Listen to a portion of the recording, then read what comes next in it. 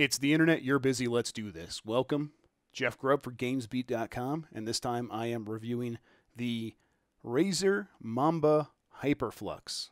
They're three different words. It makes one kind of unit, but they are also three different things. Razer is the company, Mamba is the mouse, and the Hyperflux is basically the mouse pad, but it's the system that wirelessly powers this mouse. So about 100 years ago, here's a history lesson to start out a video with. There was a man named Nikola Tesla, and he invented electricity.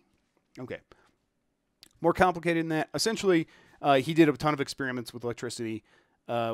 He developed the electricity that we're using today, alternating current, I believe, maybe direct current. I can't remember which one's which. Point is, he developed the one that we're using today, while Edison was doing the other one that we left behind. And he didn't just develop that. He had all kinds of electrical experiments, including a wireless electrical experiment that essentially created an energy field that could power certain things that reacted to that energy field. That is the technology that is inside Razer's Hyperflux, as well as Logitech G's PowerPlay, I think is what their thing is called.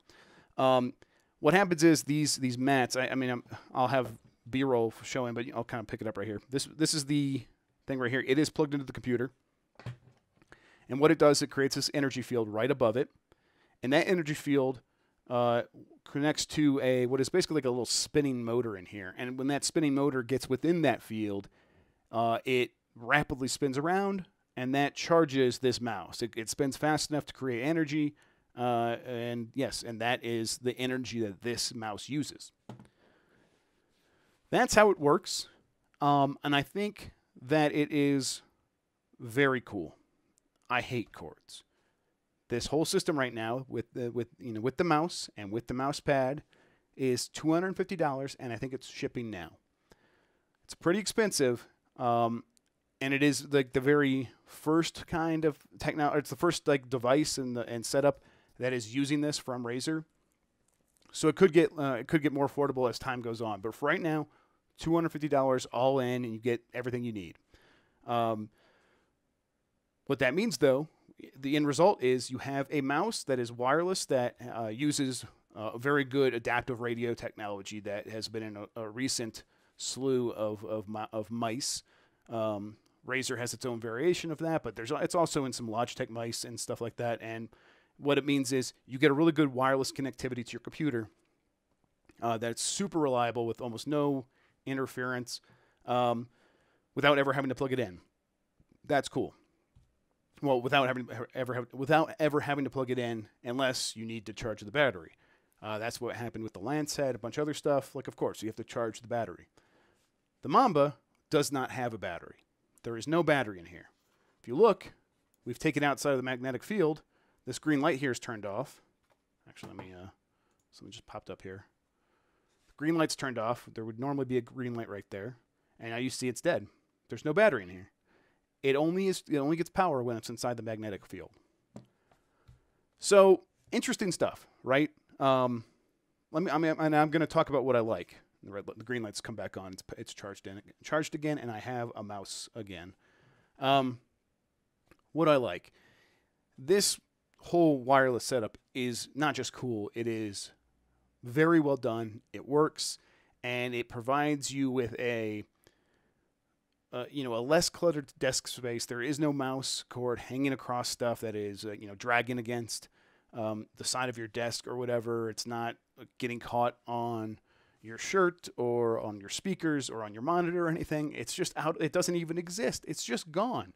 You can move this mouse around all you want within the energy field, which is basically the entire surface area of the mouse surface, the mouse pad, and it's never gonna get caught on anything.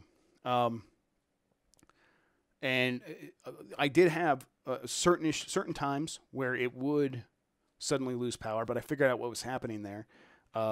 If you take basically the mouse even like a ½ inch off the pad, not all the way off, even if like the optical sensor is still on, but not the entire bottom of the mouse is on, it will lose power, and then it'll eventually shut down. Like it loses the energy inside of it pretty quickly when it's outside of the energy field. It's like a 10-second process.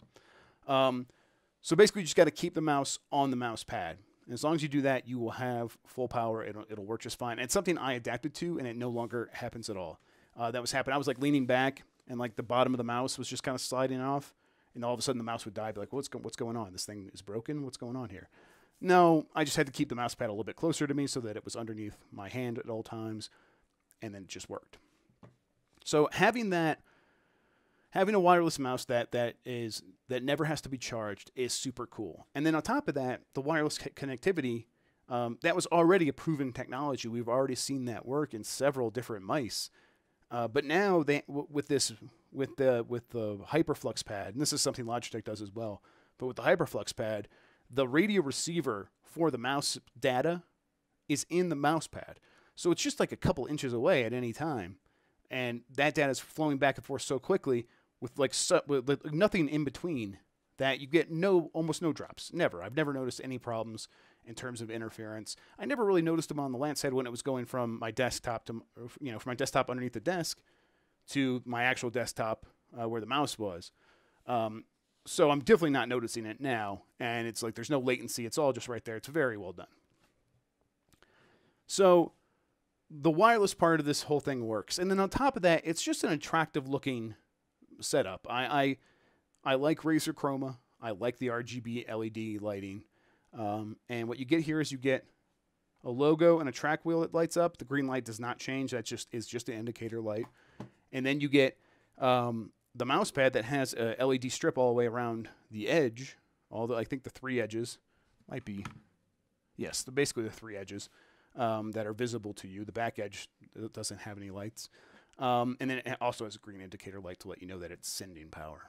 And it's just pretty. You know, I like Razer's Chroma mouse pads. It seems like the most frivolous of all of the RGB LED add-ons for your computer. And yet, I think it's one of the cooler looking ones just because it's like this flat surface with the light beaming out from underneath it in a really cool way. It's nice. It looks attractive. I walk past my office, I see it, it makes me want to go play games. So that kind of does cover what I do like. I think the mouse is fine as well. The Mamba mouse, it's fine. It's a really good mouse. I think it's a bit too wide for me. I prefer something a little skinnier, but it's not that big a deal. It still works great. The issue there, though, is that you really can't use this with any other Razer mouse right now. And I think that's slightly weird. The thing is that because there's no battery in here, you can't really use this mouse wirelessly with too many other things. I think you can plug in a cord here and use it elsewhere, which is fine, but then it kind of defeats the purpose. But that means, like, if you want to use something else with your Hyperflux mouse pad, you can't just go buy any other wireless wireless Razer mouse and like plug in the adapter that works with Hyperflux and start using that with your mouse pad. You have to get Razer first of all has to make and release other Hyperflux capable mice, which it hasn't done yet. It's just on this first mouse. And then you have to use it specifically with this. It's got to be a whole deal. Now, this is different than how Logitech does it, and this is because it has a battery inside. The Logitech system all has batteries in there, and all you do is like there's this battery plate, and when you're using it wirelessly with a dongle and you're plugging it in to charge without the power play system, you just use a dummy plate that's just there to make sure the thing stays closed. When you get the power play mouse pad, you put that down, and then it comes with the wireless charging receiver, which is basically the little motor that spins when it gets in the electric field. You put that on the bottom instead, and then that sends the energy into the device and powers the battery. So what happens is if you want to get a new mouse, all you have to do is go ahead and buy the specific mouse, and then if you want to get the power play, power play pad, you would get that, and then you would get the little device and put it in there. Or if you already had the device, already have the power play pad, and you wanted to upgrade your mouse, you just take the thing out of the bottom and get the new mouse and pop it on there. And it could be the mouse that is very popular and is everywhere because it works with everything instead of being the Hyperflux version, which you'd probably have to buy specifically from Razer or from select partners, it's probably not going to be as widely available. It's not a huge deal. Like clearly, if they're going to support this, they're going to support it. But it's a little bit annoying. I think not having battery backup is also more of a hindrance than a help. I think Razer played that up. They said, "Oh, you're gonna have this really light mouse. You don't need a battery anymore." The Mamba is light, but that's not something that really matters to me. I'm not sure who. I'm sure it does matter to some people. I don't know anyone who's like, "Oh, I need the lightest mouse possible." Some people like heavier, heftier mice that feel substantial. But that's neither here nor there. The point is that by dropping the battery, we are in a situation where when I do move it off the side for 5 or 10 seconds, it does die. Whereas that never happened with the Logitech because it has the battery backup to rely on. And then when I move back up, I don't even notice it. Now it's getting a charge again, and we're all good. And it's like the seamless process. With the Hyperflux and the Mamba and Razer, it's nearly seamless. 99.99% of the time, it was working just fine. And I have adapted to this, and it doesn't happen quite anymore. But the fact is, I had to adapt. I had to change. And so that is just a slight thing where it's like, okay, if they had the battery backup, this wouldn't be an issue for anybody. And maybe there's other people for other reasons who maybe go off their mouse pad a little bit more than I do. Who knows? Even if they just hang it off a little bit, they're going to lose that power. They are going to notice, the mouse is going to die for a second. And in those like heat of battle gaming situations, that is not something you want. That's very scary. It's a problem. Yes. I think that pretty much covers it. I still think this is a good device. It may be a bit too expensive for now. But if let's say you're already in the Razer Chroma family of products, that's the platform you've chosen as your RGB LED. This is a great addition if you want wireless and you hate charging stuff. That's me. I hate having cords, and I also hate having to remember to charge things. So this is like this is a device that's perfectly suited to my needs. But it's not a deep-seated need. It's not a huge need. I wouldn't necessarily rush out to buy this. It would just be something like, oh yeah, maybe I'll save up and I'll get that. Maybe I'll get it when it's on discount or something. But I know there are people out there who want their system the way they want it. And if you've ever caught your mouse cord on anything on your desk ever, you'll know what I mean when I say, yeah, get rid of that damn thing for good. Don't worry about charging. This is a great way of doing that. And now Razer has a solution so it can match your Razer keyboard and your Razer speakers or whatever, and your Razer headset. And if that's how you if you want something that does that, it's available now, and that's an option to you.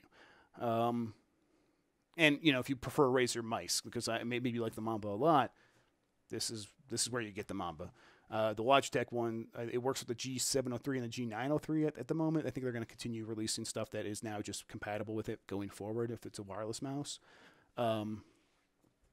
And I like those mice. I think I'm not in love with any of them particularly. I think I'm still like lean towards the Razer Basilisk or the Death Adder, or even the Logitech G Pro. And none of those are really supported yet. Point is, I like this. I like it a ton. I like it a lot. I've been using it. I'm not necessarily going to immediately unplug it and put it away and send it off in a giveaway or something right away after this video. At some point I will. But for now, I think I'm just going to keep it where it is because I'm enjoying it. And once it's time to put in something else, I think actually I should be getting another mouse for review very soon. And then when I do that, then I'll put it away. But for now, I'm happy to just keep enjoying it because, man, F cords. Am I right? Okay, guys. Again, thank you for watching. Jeff Grubb, GamesBeat.com. This was the review for the Razer Mamba Hyperflux. $250 available now. If you have any questions, hit me up. You can find more of me at GamesBeat.com. You can find more from me on Twitter at Jeff Grubb. And if you want to watch more of me, you can hit like and subscribe, and you can comment, and there should be like videos popping up that you can click on like right about here, and you just click on those and you'll find more of me as well. Thank you for watching. I'll catch you guys next time. double wave.